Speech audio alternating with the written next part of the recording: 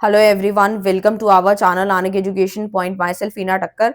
और आज हम माइक्रो इकोनॉमिक्स का गेस्ट पेपर डिस्कस करने वाले हैं जिसका कोड आपके सामने है BCC 101। तो देखो भाई, कोड से कोई फर्क नहीं पड़ता अगर आपका बीकॉम जी है, बीकॉम एफ है, अगर आपका कोई और भी कोड है, क्योंकि इग्नू के अंदर माइक्रो इकोनॉमिक्स बोल लो या इंट्रोडक्टरी टू माइक्रो इकोनॉमिक्स बोल लो, तो उनके जो कोड हैं वो अलग अलग हैं, लेकिन सिलेबस बिल्कुल सेम है। एक दो चैप्टर, एक दो यूनिट ऊपर नीचे हो सकते हैं, बट बाकी सिलेबस सब कुछ सेम है। वही डिमांड है, वही सप्लाई, वही चैप्टर है, कंज्यूमर इक्विलिब्रियम, वही सारे टॉपिक्स हैं। तो आप कोई भी यूनिवर्सिटी से हैं और माइक्रो इकोनॉमिक्स की तैयारी कर रहे हैं तो ये मोस्ट इंपॉर्टेंट टॉपिक आपके एग्जाम में 100% दिखाई देंगे, जिसका सोल्यूशन आज हम लेकर आए हैं, डिस्कस करेंगे, डेप्थ में पढ़ाने वाली हूँ। अगर ये गेस्ट पेपर चाहिए तो दिए गए नंबर पे आप यहाँ पे कांटेक्ट कर सकते हैं, जो कि यहाँ सामने मेंशन्ड है 8178359562 पर, ठीक है। या फिर इसके नोट चाहिए तो वो भी मिल जाएंगे। और वैसे मैं इसका ऑलरेडी इंपॉर्टेंट टॉपिक डाल चुकी हूँ 2025 के लिए, और इसका वन शॉट सिलेबस भी कंप्लीट करा चुकी हूँ। तो माइक्रो इकोनॉमिक्स जाकर के प्लेलिस्ट में जाके चेकआउट करना मिल जाएगा। तो स्टार्ट करते हैं। सबसे पहला क्वेश्चन जो कि 100% इंपॉर्टेंट है हर एक यूनिवर्सिटी के लिए, ठीक है। आपका फर्स्ट ईयर है, सेकेंड ईयर है, थर्ड ईयर है, कोई भी ईयर है, ये क्वेश्चन जरूर छपता हुआ नजर आएगा। तो what do you understand by PPC? तो देखो भाई, माइक्रो इकोनॉमिक्स में बहुत सारे बच्चों की बैक आ जाती है। मैं डरा नहीं रही, जो बच्चे फर्स्ट टाइम अभी बीकॉम में देने वाले हैं, एग्जाम देने वाले हैं, तो उनको बता रही हूँ कि थोड़ा दिल से पढ़ाई करो और कर्व और शेड्यूल जरूर बनाना है, अच्छे से प्रेजेंटेशन देनी होगी, सो दैट आप आराम से अच्छे खासे नंबर से पास हो पाओगे। तो what do you understand by PPC? PPC से आप क्या समझते हो? तो सबसे पहले इसका फुल फॉर्म जान लेते हैं। तो पीपीसी का फुल फॉर्म है प्रोडक्शन पॉसिबिलिटी कर्व। यानी कि इसकी डेफिनेशन क्या है? द प्रोडक्शन पॉसिबिलिटी कर्व, यानी जो पीपीसी है also known as the production possibility frontier, ठीक है। तो इसको हम पीपीसी भी बोलते हैं और प्रोडक्शन पॉसिबिलिटी फ्रंट टायर भी बोलते हैं, ठीक है। ये इसका अनदर नेम है। Is a graphically representation of the various combination of two goods और services that can be produce in an economy given the available resources and technology. इसका मतलब क्या हुआ? तो देखो भाई, इसका सिंपल सा मतलब है, जो हमारा पीपीसी है ना, वो एक ग्राफिकली रिप्रेजेंटेशन होता है। ग्राफिकली रिप्रेजेंटेशन अगर की बात करूं तो कुछ इस प्रकार का, ठीक है। तो यहाँ पे अपना ओरिजिन होता है, ये एक्स एक्सिस है, ये अपना वाई एक्सिस है। तो इस तरीके की ग्राफिकल रिप्रेजेंटेशन होता है जिसमें आपके various combination of two goods होते हैं, यानी दो गुड्स तो होते ही होते हैं, या फिर सर्विस होती है, दैट कैन बी प्रोड्यूस। यानी कोई दो गुड्स ले लीजिए, जैसे मैं एग्जांपल लेती हूँ गन का और राइस का, ठीक है। गन एंड राइस, आपने क्लास 11th में भी ये एग्जांपल पढ़ा होगा, तो मैंने वही वाला ले लिया सो दैट आपको चीजें इजीली समझ आ जाए, ठीक है। गन राइस हो गया, या फिर आप वीट ले सकते हो, पल्सेस ले सकते हो, कोई भी एनी टू गुड्स या सर्विस जो भी प्रोड्यूस हो रही है आपकी इकोनॉमी के अंदर, ठीक है, given the available resources and technology, की जो आपके पास गिवन रिसोर्सेज हैं, संसाधन है या टेक्नोलॉजी है, उसके मुताबिक आपने जो दो गुड्स या सर्विस का प्रोडक्शन किया, प्रोड्यूस किया, सो आपने उस दो प्रोडक्ट्स को, यानी दो गुड्स या सर्विस को जो प्रोड्यूस किया, उसके कॉम्बिनेशन को अगर आपने ग्राफ पे दिखाया है तो वही आपका पीपीसी होता है। क्या होता है? पीपीसी। फॉर एग्जांपल, मैंने यहाँ गन और बटर का एग्जांपल लिया, जैसे गन, मैं एक मिनट इसको थोड़ा रब कर देती हूँ यहाँ पे, ठीक है। लेट सपोज मैं यहाँ पे गन का एग्जांपल लिया है मैंने, गन एंड, यहाँ पे स्पेस नहीं है, गन एंड बटर, ठीक है, गन एंड बटर का। तो होता क्या है कि गन और बटर का जो लिया है मैंने, एक एक्स एक्सेस पे मान लीजिए मैंने गन्स ले ली और बटर मैंने वाई एक्सेस पे यानी कि यहाँ ले लिया, ठीक है। तो इन्हीं दो गुड्स को जो मैंने यहाँ पे शो किया है ग्राफ पे, वही मेरा पीपीसी होगा। आई होप आपको क्लियर है। नेक्स्ट पे आते हैं, इसके कुछ अजम्पशंस हैं, ठीक है। तो सबसे पहला अजम्पशन आता है, अजम्पशंस क्यों लेके चलते हैं माइक्रो इकोनॉमिक्स में? क्योंकि इसलिए लेके चलते हैं क्योंकि हमें बहुत सारी चीजें जो होती हैं वो एज्यूम करके चलनी होती है। क्या करके चलनी होती है? एज्यूम करनी होती है, क्योंकि हम बिना एज्यूम किए अपनी थ्योरीज को समझ नहीं पाते। सबसे पहला आता है फुल एम्प्लॉयमेंट। फुल एम्प्लॉयमेंट में क्या आता है? रिसोर्सेज आर फुल्ली एम्प्लॉयड, कि जितने भी हमारे संसाधन है या रिसोर्स है फुल्ली एम्प्लॉयड है, कोई भी वेस्टेज नहीं हो रही। नेक्स्ट आता है फिक्स रिसोर्सेज। हमारे पास रिसोर्सेज जो होते हैं फिक्स्ड होते हैं, कैन नॉट बी इंक्रीज, आप उसको इंक्रीज नहीं कर सकते, ऐसा आपको एज्यूम करके चलना है। क्योंकि अगर आप रिसोर्सेज को बढ़ाते चले जाओगे, ठीक है, तो उससे क्या होगा, कभी भी आप एग्जैक्टली चीजें फाइंड आउट नहीं कर पाओगे। जैसे मैं एग्जांपल ले रही थी गन एंड बटर का, तो अब गन एंड बटर का मैंने जो एग्जांपल लिया है, अगर मैं बोलूं कि मैं बटर बढ़ाती जा रही हूँ फिर गन्स भी बढ़ाती जा रही हूँ, तो ऐसा पॉसिबल नहीं है। हर एक पर्सन की, हर एक इंडिविजुअल की जो एक रिसोर्स है, मतलब जैसे कैपिटल लगा लो, पैसा है या फिर लैंड है, सब लिमिटेड है, ठीक है, वो एक हद तक ही इंक्रीज कर सकता है, उसके बाद वो इंक्रीज नहीं कर सकता, ठीक है। नेक्स्ट आता है कांस्टेंट टेक्नोलॉजी। अब ये मान के चलना है कि उसकी टेक्नोलॉजी जो है वो कांस्टेंट है, चेंज नहीं हो रही, ठीक है, जिस मशीन पे काम हो रहा था वही मशीन पे काम हो रहा है, चेंज नहीं हो रही। Two goods means only two goods और सर्विस आर प्रोड्यूस, और ये भी एज्यूम करके चलना है कि आपको अगर गन और बटर का एग्जांपल लिया तो वही लेना है, कोई तीसरा पल्सेस या फिर राइज इसमें एड ऑन नहीं हो सकते। आई होप आपको क्लियर है। करेक्टरिस्टिक बोलो या फीचर्स बोलो, इसके दो आपको अच्छे से रट लेने हैं। सबसे पहले जो इसका ग्राफ बनता है वो बनता है डाउनवर्ड स्लोपिंग, यानी PPC slope downwards from left to right, जो कि लेफ्ट से राइट होता है, जो कि इंडिकेट करता है that producing more of one goods require producing less of the other, यानी कि अगर आपने गन को बढ़ाया है, गन के प्रोडक्शन को बढ़ाया तो बटर को कम करना ही पड़ेगा, ठीक है, दोनों जो है वो इसी तरीके से चलते हैं। सो दैट ही इसका जो ग्राफ होता है, कर्व होता है, वो नीचे की तरफ यानी डाउनवर्ड स्लोपिंग होता है। दूसरा आता है कनकेव शेप, इसकी जो कर्व की जो शेप होती है वो कनकेव होती है, क्योंकि जो पीपीसी है concave to the origin indicating, वो इंडिकेट करता है कि आपकी अपॉर्चुनिटी कॉस्ट जो है, ओसी जो है वो इंक्रीज हो रही है, ठीक है। And the resources are shifted from one goods to another, और आप एक रिसोर्स से दूसरे मतलब जो आपके रिसोर्सेज हैं जिसमें आप एक गुड्स से अनदर गुड्स पे शिफ्ट हो रहे हो। इतनी बात क्लियर है। अब थोड़ा सा ये समझ लेते हैं कि ओसी होता क्या है, अपॉर्चुनिटी कॉस्ट क्या होता है, क्योंकि अभी मैंने आपको अपॉर्चुनिटी कॉस्ट समझाया तो आपको डाउट होगा कि मैम अपॉर्चुनिटी कॉस्ट एक बार समझा दो। तो अपॉर्चुनिटी कॉस्ट में आता है the PPC illustrate the concept of opportunity cost which is the value, इसकी मेन डेफिनेशन यहां से चालू होती है, which is the value of the next best alternative given up when a choice is made, our resources are shifted from one good to another, the opportunity cost of producing more of one goods increases। यानी कि अगर हम simple भाषा में बात करें तो opportunity cost का मतलब है कि जो आपके रिसोर्सेज जिसमें आप शिफ्ट हो रहे हो, एक गुड्स से अनदर गुड्स पे जो शिफ्ट हो जाते हो ना, वो आपकी अपॉर्चुनिटी कॉस्ट कहलाती है। पीपीसी शिफ्ट क्यों होता है, तो देखो अगर पीपीसी दो तरीके से शिफ्ट होता है, एक होता है राइटवर्ड एंड दूसरा होता है लेफ्टवर्ड, ठीक है। अगर ये हमारा देखो ये हमारा कर्व है, तो ये हमारा राइटवर्ड है और ये हमारा लेफ्टवर्ड है, ठीक है। तो राइटवर्ड अगर हम शिफ्ट होते हैं तो क्यों कब होते हैं, तो इंक्रीज इन रिसोर्सेज। तो आपको हमेशा दिमाग लगाना है कि जब आपके रिसोर्सेज बढ़ रहे हैं, ठीक है, आपकी टेक्नोलॉजी इंप्रूव कर रही है, तो आपका पीपीसी राइटवर्ड की तरफ शिफ्ट होगा। यानी कि आप ऐसे ध्यान रखना कि जब आपकी इनकम बढ़ती है तो आप आगे की तरफ बढ़ते हो, आप अपनी चीजों को और इंक्रीज करते हो। जैसे कि अगर आप लेट सपोज आप टोन मिल्क यूज कर रहे हो और आपकी इनकम बढ़ जाती है या आपके रिसोर्सेस कुछ बढ़ जाते हैं, तो आप आगे की तरफ ही तो जाओगे ना, पीछे की तरफ नहीं आओगे। लेफ्टवर्ड तभी आते हो जब आपके रिसोर्सेस कम होने लगते हैं, ठीक है, या आपकी टेक्नोलॉजी में गिरावट आती है तो आप पीछे की तरफ शिफ्ट होते हैं, यानी कि पीछे की तरफ लेफ्टवर्ड, ठीक है। इतनी बात क्लियर हुई। उसके कुछ एप्लीकेशंस हैं जैसे कि resources allocation, economic growth, trade offs, यानी कि एप्लीकेशंस में आता है जो पीपीसी है वो मदद करता है हमें how resources can be allocated efficiently to maximise production. हमें पीपीसी ये भी बताता है कि आपको अपने रिसोर्सेज को किस तरीके से एलोकेट करना है और अपने प्रोडक्शन को ज्यादा से ज्यादा मैक्सिमाइज बढ़ाना कैसे है।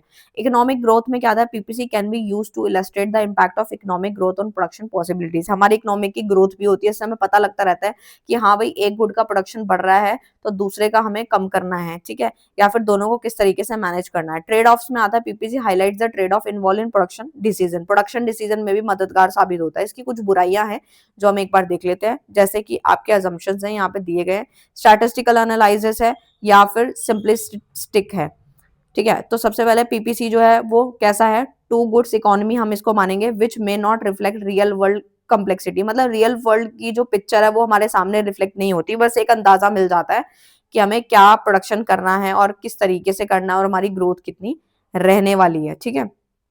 और साथ ही साथ ये स्टैटिस्टिक एनालिसिस इस तरीके से करता है कि जो डायनेमिक चेंज होते हैं विच में not account for dynamic changes in the economy, जो हमारे इकोनॉमी के अंदर जो चेंजेस आ रहे हैं वो भी एग्जैक्टली नहीं बता पाता, ठीक है। तो नेक्स्ट इसका ये जो कर्व है इसको अपने दिमाग में बिल्कुल फिट कर लेना, ठीक है, ये वहां पे आप बना के आ सकते हो पीपीसी का कर्व, ठीक है। एक्स एक्सेस आपका ये रहा, ठीक है, जिसमें एग्जाम्पल आपके सामने है, गिटार और पियानोज का एग्जाम्पल दिएगा। थोड़ा सा ऊपर आ गई मैं, नीचे चलती हूँ, हाँ ये रहा। तो यहाँ पे एक्स एक्सेस पे जो है ना आपका पियानोज लिया गया और वाई एक्सेस पे गिटार लिया गया है, ठीक है। और देख सकते हो किस तरीके से ये कर्व बना हुआ है, ठीक है। अब आपको क्लियर दिख रहा होगा, ठीक है, इस तरीके से पीपीसी कर्व है और आप देख सकते हैं किस तरीके से इसका कर्व बना हुआ है, तो ये आप बना सकते हो, ठीक है। नेक्स्ट आते हैं what is economics, explain it's type, very very important question, economics क्या है और उसके टाइप्स क्या है। सबसे पहले economics is the social science that studies the production, distribution and consumption of goods and services. Economics जो होता है एक सोशल साइंस है, ठीक है, आप इसको सोशल साइंस कह सकते हैं, यानी कि सामाजिक विज्ञान। दैट स्टडीज द, जो हमें क्या पढ़ना सिखाती है, हमें सिखाती है कि आपको प्रोडक्शन करना कितना है, यानी प्रोडक्शन के बारे में पढ़ाती है, डिस्ट्रीब्यूशन के बारे में बताती है, कंजम्पशन यानी कंजम्पशन ऑफ गुड्स, आपको गुड्स कितने कंज्यूम करने हैं, सर्विसेज किस तरीके से काम होंगे, ये सारी चीजें आपको इकोनॉमिक्स सिखाती है। It examine how individual, business, government, societies make choice about how to allocate resources to meet the needs and wants. आपको यहाँ पे ये भी पढ़ाया जा रहा है, सिखाया जा रहा है कि कैसे एक इंडिविजुअल यानी एक इंसान जो है, या कोई बिजनेस है, या कोई गवर्नमेंट है, या कोई सोसाइटी है, उसके पास चॉइस होती है कि कैसे अपने सही रिसोर्स को चुनना है अपनी जरूरत के हिसाब से, ठीक है। तो देखो भाई, अभी इसका छोटा सा एग्जांपल यहाँ लिखा नहीं है, बट मैं समझाना चाहूंगी आप लोगों को, ठीक है। तो इसीलिए थोड़ा सा डिटेल में जा रही हूँ, सो दैट आपका पेपर काफी अच्छा जाना चाहिए और आप वहां बनाकर मैटर लिख पाओ, ठीक है। आप वीडियो 10 बार देखोगे ना एग्जाम से पहले, तो एग्जाम्पल आपके दिमाग में फिट हो जाएगा, आप ऑटोमेटिक वहां लिख पाओगे, ठीक है। क्योंकि कभी कभी क्या होता है कि हम जो पढ़ के जाते हैं वो वहां पे कुछ कुछ भूल भी जाते हैं, तो एग्जाम्पल अगर सुना हुआ होता है वीडियोज में तो वो याद भी आ जाता है ना, तब भी हम लिख पाते हैं। तो देखो भाई, इसमें ये है कि आपको रिसोर्स के हिसाब से जो है, अपनी नीड के हिसाब से अपनी चीजों की जरूरतें पड़ती हैं। जैसे कि लेट सपोज आपको लैपटॉप की जरूरत पड़ रही है, तो वो आपकी नीड है, वांट है, ठीक है, आपको उसकी जरूरत है, तो आप अपने रिसोर्स यानी अपने कैपिटल के हिसाब से, अपने पैसों के हिसाब से, कितनी आपकी सेविंग्स है, उसके अकॉर्डिंग आप लैपटॉप जो है वो बाय कर लोगे, ठीक है। ये तो एग्जाम्पल हो गया इंडिविजुअल का, ऐसे ही बिजनेस का होता है, ऐसे ही गवर्नमेंट का होता है, ऐसे ही सोसाइटी का होता है, सबके एम्स और वांट्स, नीड्स अलग अलग होती हैं। गवर्नमेंट की नीड अलग है कि उनको टैक्स इकट्ठा करना है, ठीक है, और फिर उसके बाद वो जो है हमारे जो भी सोसाइटीज है, इंफ्रास्ट्रक्चर है, उस पर उसको खर्च करना है, ठीक है। तो इस तरीके से चलता है। नेक्स्ट आता है टाइप्स ऑफ इकोनॉमिक्स, जैसे कि माइक्रो और मैक्रो का डिफरेंस यहाँ पे दिया हुआ है, और मैं हमेशा कहती हूँ कि डिफरेंस हमेशा ना लाइन खींच के लिखा करो, सो दैट अच्छा इंप्रेशन पड़ेगा। आप ऐसे भी लिख सकते हो, पहले आप ऐसे लिख लो, फिर लाइन खींच के लिख लो, या फ्लो चार्ट बना लेना। फ्लो चार्ट बनाना बिल्कुल मत भूलना, अच्छे मार्क्स मिलेंगे। तो फ्लो चार्ट आप समझ गए ना मैं कौन सा कह रही हूँ, जो मैंने आपको ऑलरेडी, जो जब मैं कॉपी पे जो बनाकर लेकर आती हूँ फ्लो चार्ट्स, वैसे बनाने हैं आपको, ठीक है। तो अब आता है माइक्रो इकोनॉमिक्स क्या होता है। तो देखो भाई, माइक्रो मीन्स होता है इंडिविजुअल, आपको इसको याद रखना आई से। इंडिविजुअल इकोनॉमिक यूनिट होती है, इसके अंदर behaviour of individual economic unit, यानी हम बिहेवियर जान रहे हैं किसका, इंडिविजुअल का, ठीक है। एक इंसान की अगर बात करूं, जैसे हाउस होल्ड है, फर्म है, मार्केट्स हैं, इन सब के बारे में हम जानना चाहते हैं। जैसे एक सिंगल पर्सन है, जैसे कि मान लो कोई पर्सन है, सोनू नाम का लड़का है, उसकी जो इच्छा है वो कुछ लैपटॉप खरीदने की है, फोन खरीदने की है, इंडिविजुअल का हम बिहेवियर जान रहे हैं, तो वो हमारा माइक्रो इकोनॉमिक्स का पार्ट है। प्राइस डिटर्मिनेशन की बात करूं, तो it examine how prices are determine and how they affect the behaviour of economic agent, कि हमें ये पढ़ाया जाता है कि जो प्राइसेस हैं वो किस तरीके से डिटरमाइन किए जाने चाहिए प्राइस डिटर्मिनेशन में, कि क्या प्राइस होना चाहिए और कैसे वो हमारे इकोनॉमिक एजेंट के बिहेवियर को इफेक्ट करेगा। मैक्रो में क्या आता है, पूरे वर्ल्ड की बात आती है, पूरे होल इकोनॉमी की आती है। हम माइक्रो में बात करते हैं एक अकेले इंडिविजुअल की, जबकि हम मैक्रो में बात कर रहे हैं पूरे होल की। किसकी बात कर रहे हैं, होल की। यानी कि macroeconomic studies the economic as a whole, focusing on aggregate variable such as inflation.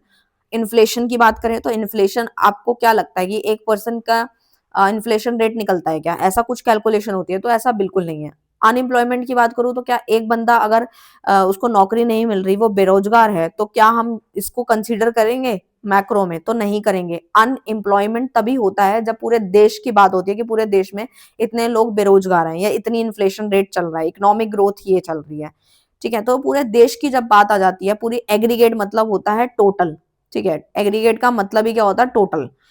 तो इतनी बात समझ आई। पॉलिसी मेकिंग में क्या आता है, it inform policy making at the national and international level. National level पे और इंटरनेशनल लेवल पे जब बात होती है तो वो मैक्रो इकोनॉमिक्स की बात होती है।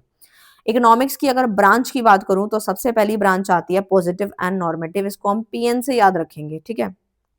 पीएन, एम होता तो मैं यहाँ पे सीधा प्रधानमंत्री बोल देती, ठीक है, बट यहाँ तो पीएन है। पीएन से आप इसको कुछ भी कोड बना के याद कर सकते हो। पी मतलब पॉजिटिव, एन मतलब नॉर्मेटिव। पॉजिटिव इकोनॉमिक्स में क्या होता है, डिस्क्रिप्टिव एनालिसिस होते हैं। Positive economics describe and analyse economic phenomena without making value judgement. Positive में क्या होता है, जो हमें चीजें जो अभी हो रही हैं, जो हमारे सामने दिखाई दे रही हैं, इकोनॉमिक फिनोमिना जिसको आप एनालाइज कर रहे हो बिना किसी वैल्यू जजमेंट के, आपने कोई जजमेंट नहीं दिया, आपको जो दिखाई दे रहा है आप बस उसको एनालाइज करके बता रहे हो, तो वो आपका पॉजिटिव है।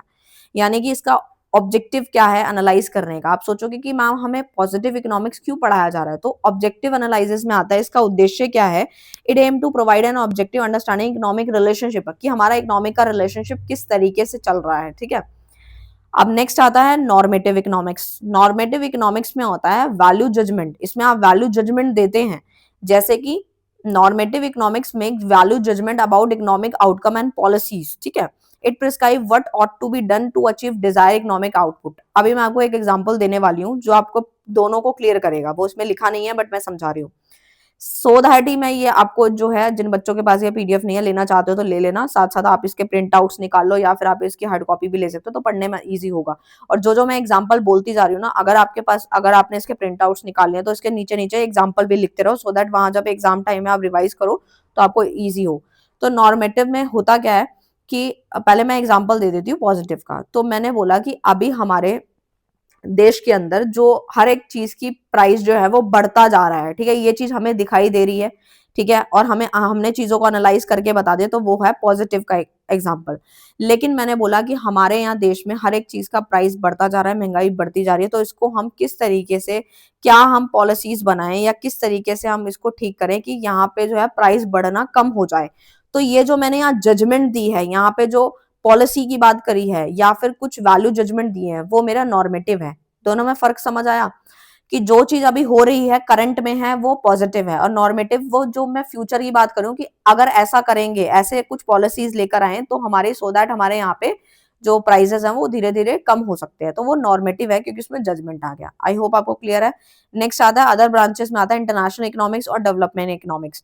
इंटरनेशनल इकोनॉमिक्स में बात होती है ग्लोबल ट्रेड एंड फाइनेंस की। ग्लोबल मतलब पूरे, अगर पूरे ग्लोब की बात की जा रही है तो international economics study global trade and finance including international trade agreement and exchange rate.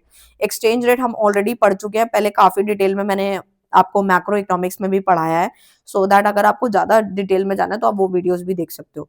तो बेसिकली अभी ये समझना है कि ग्लोबल ट्रेड और फाइनेंस का मतलब है कि इंटरनेशनल लेवल पे बात हो रही है, फाइनेंस की बात हो रही है यहाँ पे, जिसके अंदर इंटरनेशनल ट्रेड एग्रीमेंट जो होते हैं, जो हम एक्सपोर्ट इम्पोर्ट करते हैं, उनमें जो एग्रीमेंट्स होते हैं, रेट्स एक्सचेंज होते हैं, क्योंकि अगर हमें बाहर की कंट्री से कुछ सामान मंगवाना है या फिर भेजना है तो उनकी करेंसी के हिसाब से चलना पड़ता है। डेवलपमेंट इकोनॉमिक्स में आता है डेवलपमेंट, यानी कुछ डेवलप हो रहा है यहाँ पे।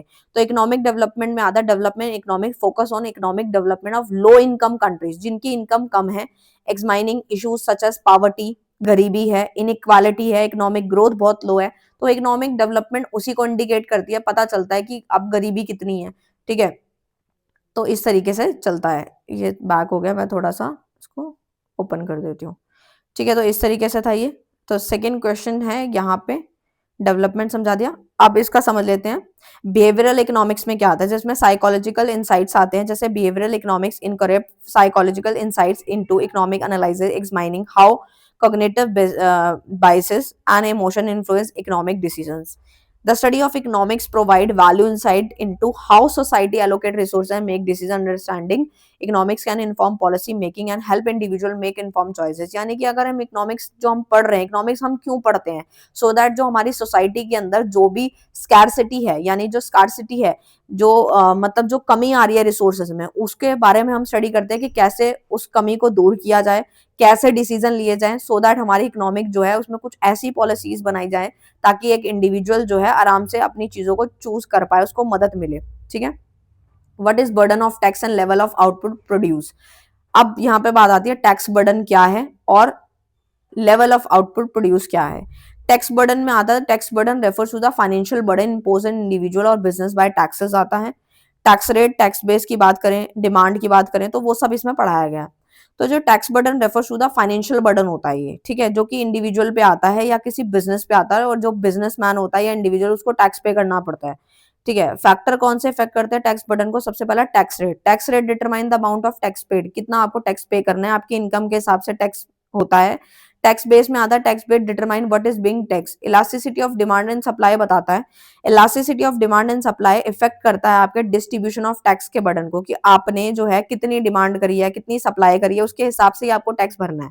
ठीक है, जैसे आजकल पक्का बिल होता है, जीएसटी वगैरह होता है, ठीक है, तो वो निर्भर करता है कि आपने जो है कितनी क्वांटिटी में सामान खरीदा है, उसमें कौन सी स्लैब रेट लगने वाली है ना।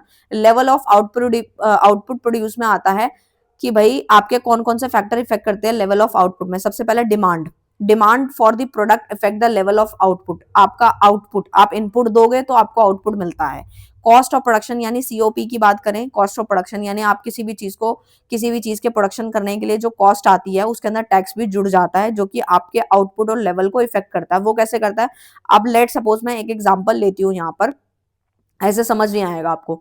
अब मान लो कि मुझे एक पेन बनाना था, ठीक है, अब पेन बनाने की कॉस्ट आ रही है 2 रुपए, ठीक है, तो ऐसे मैंने बहुत सारे पेन बनाए और मुझे गवर्नमेंट को जीएसटी भी देना है, तो वो भी मान लो मैंने 5 रुपए उसमें जोड़ लिए, तो 7 रुपए हो गए।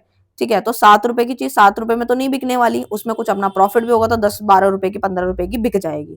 तो इस तरीके से बात बनती है कि आपकी कॉस्ट ऑफ प्रोडक्शन भी आती है जिसमें टैक्स भी जुड़ता है, और आउटपुट में तभी फर्क आता है क्योंकि आपके पीछे से टैक्सेस भी बढ़ रहे हैं और कॉस्ट ऑफ प्रोडक्शन भी बढ़ रहा है। वाली बात समझ आ गई होगी आपको कि मैं क्या समझाना चाह रही हूँ, कि जो टेक्नोलॉजी है वो आपके इम्पैक्ट करती है, टेक्नोलॉजी आपके इम्पैक्ट करती है, technology can impact the efficiency and productivity production. ठीक है, नेक्स्ट आता है impact on tax on output. अब ये जो हमारा टैक्स का जो इम्पैक्ट आता है वो आउटपुट पे क्या आता है, कॉस्ट इंक्रीज होती है, डिमांड रिड्यूस हो जाती है। अब ऐसा क्यों होता है, तो देखो भाई कॉस्ट क्यों बढ़ जाती है, ठीक है, तो tax can increases the cost of production leading to decrease in output. यानी अगर आपके सीओपी यानी टैक्स कैन इंक्रीज, अगर टैक्स इंक्रीज हो जाता है सीओपी के अंदर तो आपके आउटपुट डिक्रीज हो जाता है।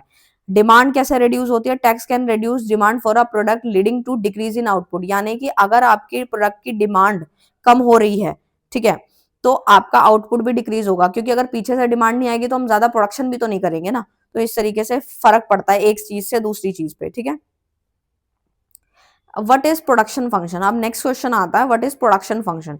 प्रोडक्शन फंक्शन एक मैथमेटिकली रिप्रेजेंटेशन होता है जो कि रिलेशनशिप बताता है आपके इनपुट और आउटपुट को इन अ प्रोडक्शन प्रोसेस, कि आपने कितना इनपुट लगाया और बदले में आउटपुट कितना मिला। लेट सपोज वही वाला एग्जांपल पेन का, कि मैंने अगर 2 रुपए लगाए तो वो मेरा इनपुट है, और 10 रुपए मुझे बेच के मिले तो वो मेरा आउटपुट है। आई होप आपको क्लियर है।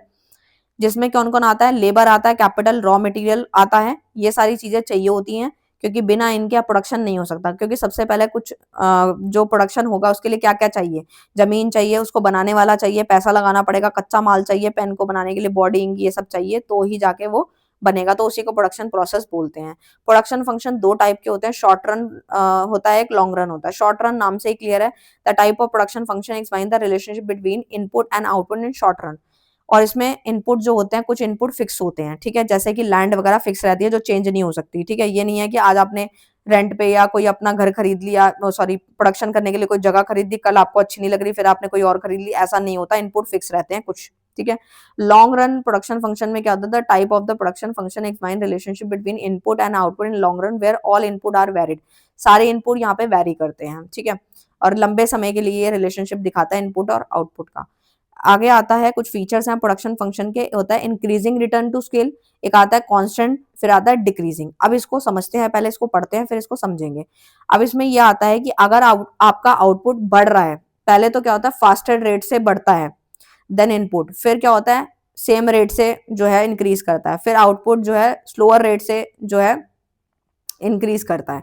पहले इंक्रीज मैं यहाँ बना रही हूँ, इंक्रीज होता है इंक्रीजिंग रेट से, ठीक है, उसके बाद भी इंक्रीज ही हो रहा है सेम रेट से, फिर यहाँ पे स्पेस थोड़ा कम हो रहा है, फिर भी थर्ड में क्या होता है इंक्रीज हो रहा है स्लो रेट से, पहले इंक्रीजिंग फिर सेम फिर स्लो, ठीक है, इस रेट से जो है वो होता है, तो उसी को बोलते हैं इंक्रीजिंग रिटर्न टू स्केल। यानी कि आपने पहले प्रोडक्शन करा, ठीक है, आपका जो आउटपुट है वो इंक्रीज होता गया, ठीक है, बढ़ता गया, फिर फास्टर रेट से बढ़ता गया, फिर इंक्रीज हुआ सेम रेट से, फिर स्लोअर हो गया, ठीक है, इस तरीके से ये यहाँ पर चलता रहता है। ठीक है, और वैसे अगर आपको इसको डिटेल में पढ़ना है ना, तो मैंने ये काफी क्वेश्चन इंपॉर्टेंट है, वैसे मैंने इसको काफी डिटेल में कराया है कर्व के साथ, तो आप ना वन शॉट देख लेना, उसमें कराया मैंने। फैक्टर ऑफ प्रोडक्शन में आता है labour, capital, raw material, technology. Labour आपको पता ही है कौन होता है, the effort and the skill of the worker.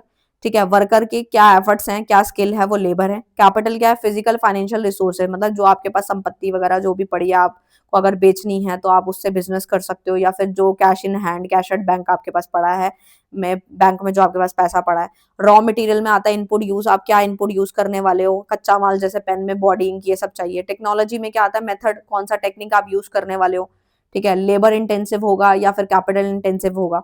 Application और प्रोडक्शन फंक्शन में आता है प्रोडक्शन प्लानिंग आता है, कॉस्ट मिनिमाइजेशन आता है, रिसोर्सेज एलोकेशन आता है। यानी कि जो आपके प्रोडक्शन के फंक्शन है उसमें ये एप्लीकेशंस लगती हैं। यानी कि सबसे पहला आता है प्रोडक्शन प्लानिंग, आपको सबसे पहले अपने प्रोडक्शन की प्लानिंग करनी पड़ती है कि प्रोडक्शन किस टाइप का करना है, किस लेवल का करना है, क्या क्या आप इनपुट लगाने वाले हो। कॉस्ट मिनिमाइजेशन की, आपकी कॉस्ट कम आएगी तभी आप प्रॉफिट कमा पाओगे। अगर मान लो 2 रुपए का पेन बनाया है, ठीक है, अगर आप सोचो कि अच्छी बॉडी लगा दूं, अच्छी इंक डाल दूं, अच्छा इसके अंदर मैं रिफिल डाल दूं या अच्छा इसकी पैकिंग कर दूं, और बाहर वो 10 रुपए का बिक रहा है, आपकी कॉस्ट ही 12 रुपए आ रही है, तो क्या फायदा आपका मेहनत करने का, ठीक है, तो आपकी कॉस्ट कम आनी चाहिए। रिसोर्सेज एलोकेशन में आता है production function help form allocate resources efficiently to achieve the production goal. आपका प्रोडक्शन का गोल क्या है कि आप जो है प्रॉफिट कमाओ, भले ही आप 2 रुपए एक प्रोडक्ट पे कमाओ, 2 को आप मल्टीप्लाई कर लोगे, लेकिन कुछ बचना तो चाहिए ना, कुछ बुराई भी है प्रोडक्शन फंक्शन की, लिमिटेशंस भी हैं। सबसे पहला आता है सिंप्लीफिकेशन, नेक्स्ट आता है अजम्पशन, एजम्पशन सब में चलेंगी, ठीक है। तो सिंप्लीफिकेशन में आता है production function often simplify complex production process. यानी जो आपके प्रोडक्शन फंक्शन है वो क्या करते हैं, आपके चीजों को इजीएस्ट वे में लेकर आते हैं, सिंप्लीफिकेशन डालते हैं आपके ये प्रोडक्शन फंक्शन, ठीक है। अजम्पशंस में आता है production function relay on the assumption about the relationship between input and output, कि आपने कितना इनपुट लगाया, क्या आउटपुट आया, उसको आपको एज्यूम करना पड़ता है यहाँ पर, ठीक है, हर चीज एग्जैक्टली नहीं पता चल पा रही यहाँ पे। तो production function provide a useful framework for understanding the relationship, आपको रिलेशनशिप बता रहा है इनपुट आउटपुट का, कि अगर आपने 2 रुपए लगाए तो ये इतना आउटपुट आपको मिल सकता है, और काफी सारी चीजें एज्यूम करने के बाद। आई होप आपको क्लियर है। नेक्स्ट आता है difference between statistic and dynamic, ठीक है, इकोनॉमिक्स, ठीक है, इसके पीछे इकोनॉमिक्स भी आएगा तो आप यहाँ पे लिख लेना, ठीक है, इकोनॉमिक्स। तो स्टैटिस्टिक एंड डायनेमिक इकोनॉमिक्स क्या होता है, तो देखो स्टैटिस्टिक में क्या होता है, equilibrium state as a specific point in time, और डायनेमिक में क्या होता है, changes in economic variable over time. यहाँ पे इक्विलिब्रियम की बात हो रही है, यहाँ पे किसकी बात हो रही है, economic states as a specific point in time होता है, और ये हमारा क्या होता है, वेरिएबल ओवर टाइम होता है, चेंजेस चेंजेस देखने को मिलता है। डायनेमिक इकोनॉमिक्स मतलब चेंज होता रहता है, ठीक है, और स्टैटिस्टिक में क्या होता है, ये एक स्पेसिफिक पॉइंट ऑफ टाइम के लिए होता है। टाइम डायमेंशन की बात करूं मैं स्टैटिस्टिक के अंदर, तो इग्नोर टाइम और एज्यूम इट्स कांस्टेंट, ये क्या होता है, कांस्टेंट होता है स्टैटिस्टिक, ठीक है, चेंज नहीं होता जल्दी से। और डायनेमिक में क्या होता है, आपका consider the time dimension, time के हिसाब से चेंज होने वाला होता है ये, ठीक है। एजम्पशंस में आता है इकोनॉमिक वेरिएबल आर कांस्टेंट, जितने भी इकोनॉमिक वेरिएबल्स होते हैं वो कांस्टेंट होते हैं इसमें, और इसमें क्या होता है, चेंज होते रहते हैं, ठीक है, क्योंकि नाम ही डायनेमिक है। इक्विलिब्रियम में आता है प्राइमरी फोकस किस पे होता है, इक्विलिब्रियम कंडीशंस पे होता है, और इसमें क्या होता है, equilibrium and non equilibrium state पे होता है, ठीक है, क्योंकि दोनों है। अब इसके एग्जाम्पल आ गए हैं, अगर आपको एग्जाम्पल समझ आ गए तो अब आप दोबारा से इसको ऊपर से नीचे से ऊपर पढ़ोगे तो सब समझ आएगा। एग्जाम्पल में आता है किसमें, स्टैटिस्टिक इकोनॉमिक्स में आता है सप्लाई एंड डिमांड एनालिसिस, कि आपने किसी की सप्लाई या फिर डिमांड को एनालाइज किया है। प्राइस थ्योरी, की प्राइस थ्योरी में आपको बताया जाता है कि इस प्रोडक्ट का इतना प्राइस होना चाहिए, तो वो आपका क्या है, वो आपका स्टैटिस्टिक इकोनॉमिक्स है, क्योंकि डिमांड चेंज होती है, ठीक है। तो देख सकते हो इस, तो इसमें वही है, सप्लाई है इसका एग्जांपल, डिमांड एनालिसिस कि आपने सप्लाई और डिमांड को एनालाइज करा है, ठीक है। और economic growth models, business cycle, ये तो आपको पता है चेंज होती ही रहती हैं, तो ये डायनामिक है, ठीक है। आई होप आपको क्लियर है, और इस तरीके से है ये, आप इसको रीड कर सकते हो। नेक्स्ट आता है what is iso quant and iso cost curve, क्या होता है, आइसो क्वांट कर्व क्या होता है, तो आइसो क्वांट कर्व एक ग्राफिकली रिप्रेजेंटेशन है various combination of two input का, जैसे labour such as labour capital that produce a given level of output, it shows a different way to produce a specific quantity of goods और service, कि आपकी एक specific goods जो है, specific quantity of goods को produce करने के लिए आपको लेबर कैपिटल इन सब चीजों की 2 या 2 से ज्यादा जब इनपुट चाहिए होते हैं तो वो आपका आइसो क्वांट कर्व कहलाता है। इतनी बात क्लियर हुई। उसके कुछ करेक्टरिस्टिक है, ये सॉरी करेक्टरिस्टिक है, इसके कुछ फीचर्स हैं।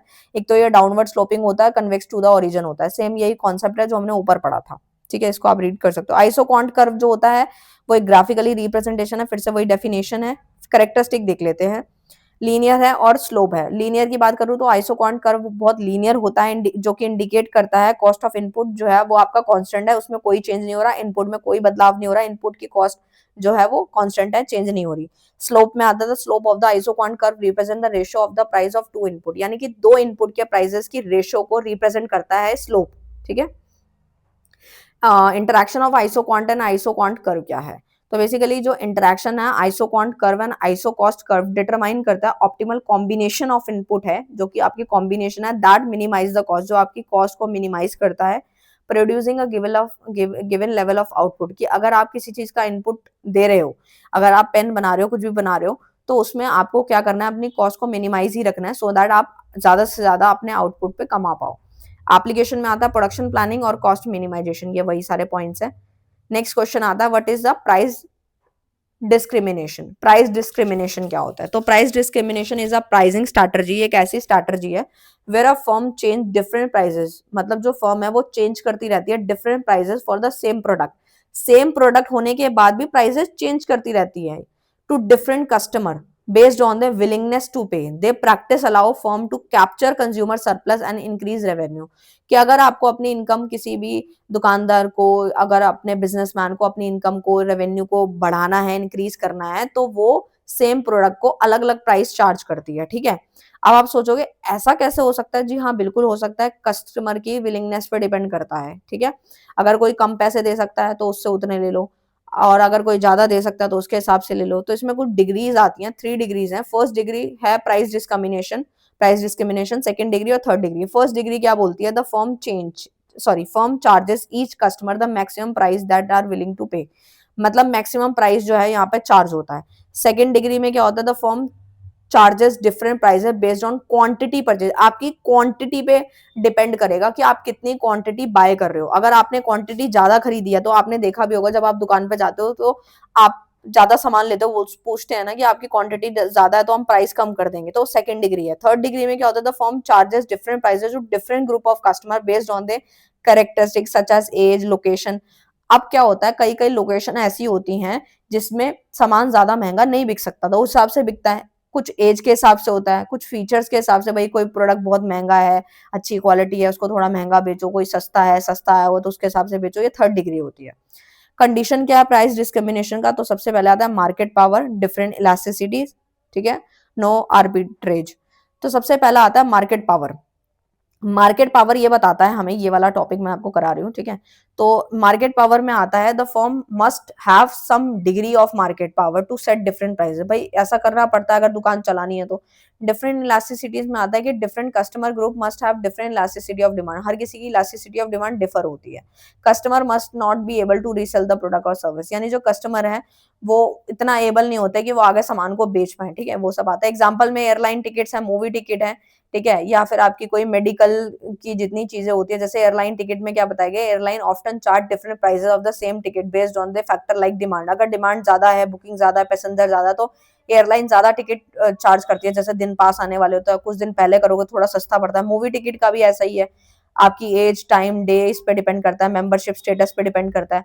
और उसके बाद आपकी ये जो different countries to different customer group, जैसे आपकी दवाइयां वगैरह होती हैं, ठीक है, उन सब में अलग चार्जेबल होता है। बेनिफिट्स क्या है? इंक्रीज रेवेन्यू, इससे क्या होता है, रेवेन्यू बढ़ जाती है, एफिशिएंसी भी बढ़ती है।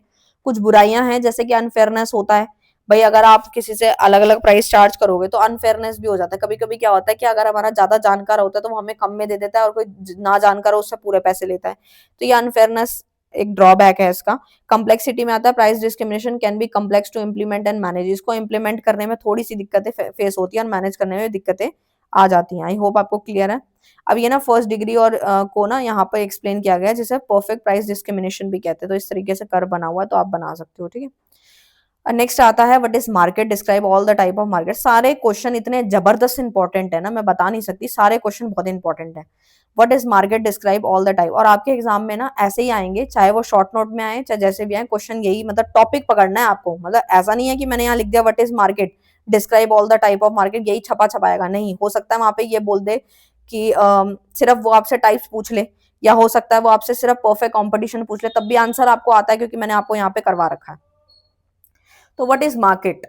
डिस्क्राइब करना है। तो मार्केट क्या है, एक ऐसा प्लेटफॉर्म है, एक ऐसा सिस्टम है जिसके अंदर बायर और सेलर जो है इंटरैक्ट करते हैं। ऐसी प्लेस है जहाँ पे गुड को एक्सचेंज या फिर सर्विस को एक्सचेंज किया जाता है या रिसोर्स को एक्सचेंज होता है।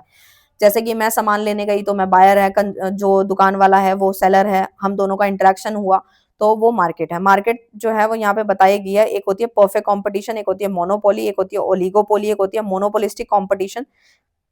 इस तरीके से डिओपोली, ये काफी सारी मार्केट्स के बारे में बताया गया है। ये आपके फीचर्स भी आप इसमें से बना के लिख सकते हो अगर आपको इतना समझ आ गया तो।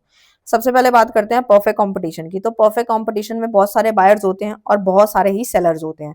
A seller number of buyers and seller participate in the market, मतलब लार्ज नंबर ऑफ बायर्स होते हैं, काफी सारे बायर और काफी सारे ही सेलर्स हैं। होमोजीनियस प्रोडक्ट का मतलब है कि वेरी सिमिलर होता है, प्रोडक्ट बिल्कुल आइडेंटिकल होता है, आइडेंटिकल मतलब सिमिलर होता है। कभी भी कोई भी आ सकता है, कभी भी कोई दुकान बंद करके जा सकता है। फर्म कैन इजिली एंटर और एग्जिट भी कर सकती है। परफेक्ट इन्फॉर्मेशन होती है बायर को भी सेलर को भी, ठीक है। जैसे कि आपको चावल चीनी कुछ भी लेनी है तो आप देख सकते हो, ठीक है। मोनोपोली में आता है single seller, single firm supply entire monopoly. और मोनोपोली का मतलब ही यही है कि सिंगल सप्लायर है वहां पे, ठीक है। जैसे अगर पहाड़ों में जाओगे तो वहां पे मान लो कि कोई किसी की दुकान है या किसी मैगी का स्टॉल है, तो वो अगर सिंगल है तो इस तरीके से आप समझ सकते हो। यूनिक प्रोडक्ट होता है, कोई सब्सिट्यूट नहीं होता। और बैरियर टू एंट्री, वैसे तो आजकल बहुत कम मोनोपोली देखने को मिलती है, बट स्टिल आप देख सकते हैं। मोनोपोलिस्टिक में आता है मैनी फर्म होती हैं, बहुत सारे फर्म compete करती हैं आपस में, ठीक है। प्रोडक्ट सिमिलर होता है बट नॉट आइडेंटिकल नहीं होता। फ्री एंट्री एग्जिट की अगर बात करें तो फर्म इजिली आ सकती है, जा सकती है। ओलिगोपोली में क्या होता है, number of small number of firms यहाँ पे डोमिनेट करती है, ज्यादा लार्ज नंबर नहीं होता, स्मॉल ही होती है। इंडिपेंडेंट फर्म होती है, फर्म आर अवेयर, फर्म को अवेयर रहना होता है। Each other action and react accordingly, यानी कि जो फ्यू सेलर्स है उनको आपस को देख के ही उन एक्शन लेने पड़ते हैं और रिएक्ट करना पड़ता है। बैरियर होते हैं इसके अंदर, फर्म फेस सिग्निफिकेंट बैरियर्स, कुछ एंटर मार्केट में एंटर करने के लिए कुछ बैरियर्स भी होते हैं।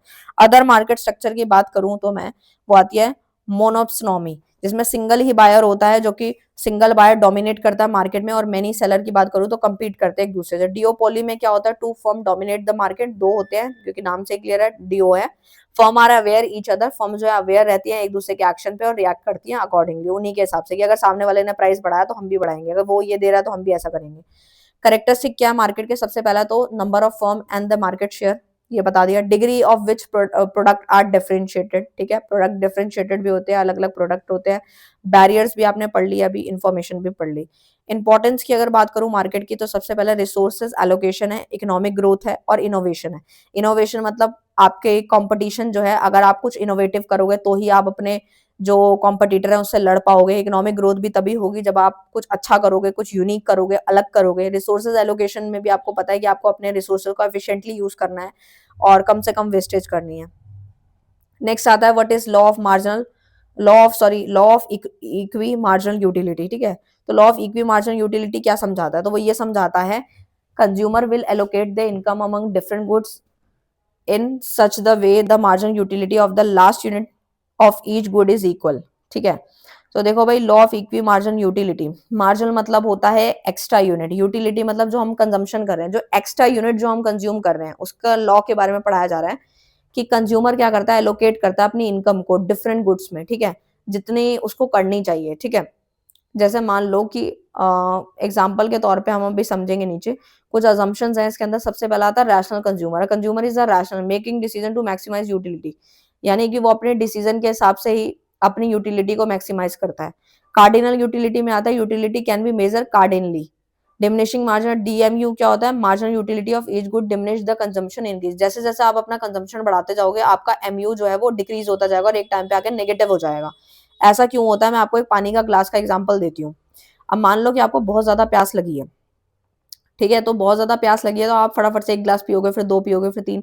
जैसे जैसे आपका सेटिस्फेक्शन पूरा होता जाएगा आप ग्लास पानी का ग्लास जो है कम कर दोगे और उसके बाद बिल्कुल रुक जाओगे। इसको आप कुछ इस प्रकार भी समझ सकते हो, जैसे मान लो आप शादी में गए, ठीक है, और आपको भूख लग रही थी, आपने फटाफट से जो जो खाना था फटाफट से खा लिया, ठीक है। पहले आपको भूख लगी थी, आपने खाया, वो आपकी बॉडी के लिए चलो ठीक है, आपको भूख लगी, आपने खाना खा लिया। उसके बाद आपने थोड़ा और खा लिया, वो भी ठीक है, यानी कि आपकी यूटिलिटी जो है वो अभी भी जो है पहले तो इंक्रीजिंग रेट से थी, फिर नॉर्मल थी, फिर उसके बाद नेगेटिव हो जाएगा, एमयू नेगेटिव हो जाएगा। अगर आपने ज्यादा खा लिया तो आपका पेट भी खराब हो सकता है। तो ये आपका मार्जिनल यूटिलिटी बताता है, एक्स्ट्रा यूनिट जो आपने ले लिया है, ठीक है, तो वो उसमें डिफरेंस आता है। इम्प्लीकेशन में आता है ऑप्टिमल एलोकेशन, आता है मैक्सिमाइजेशन ऑफ यूटिलिटी, आता है लॉ हेल्प करता है consumer allocate the income different goods में वो कितना खर्च करता है, कि अगर मान लो किसी को ऑरेंज लेने हैं और इधर बनाना लेना है, तो अगर ऑरेंज का जो है चीजें बढ़ाई है, ऑरेंज ज्यादा खरीदे तो बनाना कम करना पड़ेगा, तो इस तरीके से चलता रहता है। तो ये इसका कर्व है, एक्स एक्सिस पे आपकी क्वांटिटी डिमांड है, वाई एक्सिस पे प्राइस है, तो इस तरीके से डाउनवर्ड स्लोपिंग आप देख रहे होंगे, ठीक है। अब आता है नेक्स्ट, आता है डिफाइंड टाइप्स ऑफ गुड्स, यानी डिफरेंट टाइप ऑफ, अगर हम बात करें गुड्स की, डिफाइंड टाइप्स ऑफ गुड्स है, तो गुड्स कितने प्रकार के होते हैं, तो सबसे पहला आता है कंज्यूमर गुड्स। कंज्यूमर गुड्स में आता है this goods are intended for direct consumption, ठीक है, जैसे फूड है, क्लोथिंग है, इलेक्ट्रॉनिक, ये आप डायरेक्ट हो, आप फाइनल प्रोडक्ट ही ले रहे हो और आप खुद ही कंज्यूम करोगे। कैपिटल गुड्स में आता है जो बड़ी बड़े महंगी चीजें जो आती है, जिसको प्रोड्यूस करने में ज्यादा मेहनत लगती है और वो सस्ते नहीं होते, जैसे कि बिल्डिंग मशीनरी, ये सब इक्विपमेंट्स, ये सब। ड्यूरेबल गुड्स कौन से होते हैं, लॉन्ग लास्टिंग की अगर बात करूं, तो these goods can be use multiple times over a long period, जैसे कार है, आपने एक बार ले ली, 10 साल चलेगी, 8 साल चलेगी, अप्लायंसेज है, फर्नीचर कई कई साल चलते हैं, ड्यूरेबल है। नॉन ड्यूरेबल जो ज्यादा टाइम नहीं चल सकते, जैसे सब्जियां, फ्रूट्स, क्लोथिंग, ये सब होता है, इनकी एक लाइफ होती है, उसके बाद ये खराब हो जाते हैं। लग्जरी गुड्स आपको पता है, जैसे कि आपकी BMW, हाई इलेक्ट्रॉनिक है, ज्वेलरी, आईफोन, ये सब आपके लग्जरी गुड्स को इंडिकेट करते हैं। इन्फीरियर गुड्स में क्या आता है, इन्फीरियर मतलब जो आपकी लो क्वालिटी गुड्स होते हैं, जैसे कि आपके सेकेंड हैंड क्लोथ हो गया, ठीक है, चीप गुड्स हो गए, या फिर लो क्वालिटी का फूड हो गया, ये सब आता है। नॉर्मल गुड्स में क्या आता है, जैसे कि electronic, demand for goods increases and increases income, आपकी इनकम बढ़ते ही आपने उसको बढ़ा दिया, तो वो क्या है, नॉर्मल गुड्स है। Demand for these goods. अब आते हैं हम लोग अपने गिफन गुड्स पे। गिफन गुड्स क्या बोलता है, demand for these goods increases as prices increases often due to goods being staple staple and necessity. आप गिफन गुड्स का मतलब है कि प्राइस बढ़ने के बाद भी हम खरीदते हैं, तो ऐसा कब होता है, जो हमारे नेसेसरी प्रोडक्ट्स हैं, जैसे कि दवाइयां वगैरह, ये सब। आई होप आपको क्लियर है। वेबलन गुड्स क्या होता है, जैसे लग्जरी कार, डिजाइनर ज्वेलरी, ये सब होता है कि आपके जो प्राइस बढ़ रहे हैं गुड्स के, फिर भी आप डिमांड कर रहे हो, क्योंकि आपको अपने स्टेटस सिंबल या लग्जरी अपील को मेंटेन करके रखना है। What is MRS? MRS क्या है, मार्जिनल रेट ऑफ सब्स्टिट्यूशन क्या होता है, तो उसको समझने के लिए एक छोटे से फॉर्मूले पे आ जाओ, आपको सारी चीजें समझ आ जाएंगी, क्योंकि मैं इजी से इजी तरीके से समझाती हूँ। MRS मतलब मार्जिनल रेट ऑफ सब्स्टिट्यूशन, जो है आपके क्या आप गेन कर रहे हैं, ठीक है, मतलब ये रहा आपका। It represents the amount one goods that a consumer is willing to give up exchange in the additional unit of the another goods। यानी कि आप एक चीज गेन कर रहे हैं और एक सेक्रीफाइस कर रहे हैं, उन दोनों को आपको डिवाइड देना है, सो दैट आप जो है MRS निकल जाएगा, ठीक है। तो ये जो बना हुआ है छोटा सा ट्राइंगल, ये मतलब चेंज है, ठीक है। Change in quantity of goods Y and change in quantity of goods, यानी कि एक गुड्स में और दूसरे गुड्स में कितना चेंज आ रहा है, उन दोनों को डिवाइड दोगे तो आपका क्या निकल जाएगा, MRS निकल जाएगा, ठीक है। तो इसके एप्लीकेशंस हैं, consumer behaviour. MRS help understand consumer preference, behaviour देखा जाता है उसमें, ठीक है, उसके डिसीजन देखे जाते हैं कि एक गुड्स पे कितना खर्च कर रहा है और दूसरे पे कितना कर रहा है, यानी कि अगर वो बनाने पे ज्यादा खर्चा कर रहा है, बनाना पे ज्यादा खर्चा कर रहा है, तो ऑरेंज कम कर देगा।